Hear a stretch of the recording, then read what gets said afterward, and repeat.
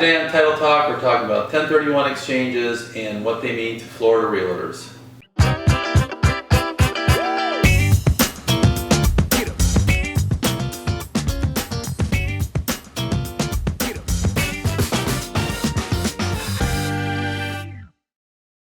My name is Jim Brown. I'm an attorney at James Brown Law and New Path Title, and today we're talking about 1031 exchanges and how realtors can use those to benefit their clients and educate yourself on the topics. I've given you guys an outline. There's a bunch of useful links in there, and we'll start with the basics. What is a 1031? A 1031 is a referral of a tax burden on the sale of real property. It is a deferment, not a avoidance. So the taxpayer is going to postpone the tax burden until a point in their life, hopefully when they have a lower marginal tax rate, and take advantage of not paying the tax immediately but in the future. Basics of a 1031 exchange are simple. There's a sold property and an acquired property, and when you sell a property, the money is held by a qualified intermediary, and when you buy the property, the qualified intermediary makes the purchase and the seller can't touch the property throughout the transaction.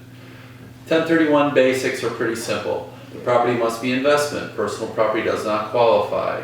The property must be like kind. So you can sell rental property for rental property, or you can sell rental property for investment, vacant land, as long as it's really investment property. The acquired property must be identified within 45 days of the sale date of the relinquished property, and you can identify up to 3 properties. And the closing on the acquired property must be within 180 days of the sold property, the relinquished property. Practical things for realtors to think about in 1031 exchanges. The time frames can be tight, especially in a seller's market, so make sure you've got plenty of time to identify your acquired properties. There are 2 types of exchanges. There are 2 types of deferment, tax deferment in the exchanges. Everybody remembers the avoidance of capital gains, but nobody seems to remember the depreciation recapture.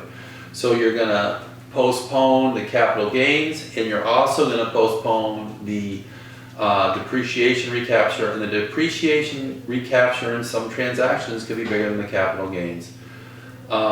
There's a general rule that quick sale flips may not qualify for 1031 exchanges.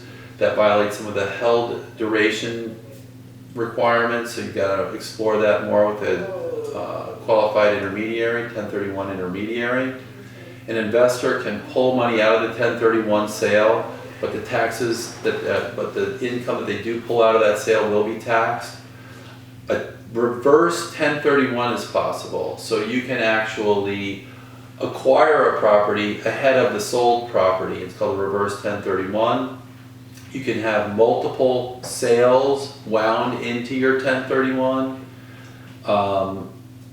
Qualified intermediaries charge a fee, and they must be lined up ahead of time. 1031s are very difficult to do at the last minute.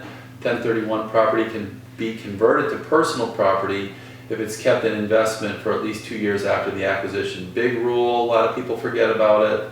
I forget about it from time to time, but you can convert 1031 property to personal use. An investor can make even personal use of the property, provided that it's not more than 14 days in a 12-month period or more than 10% of the rented days. We kind of went through this quickly. I've provided you guys some helpful links, and I really look forward to meeting with you next time on Title Talk, where we try to help realtors smooth the road to closing.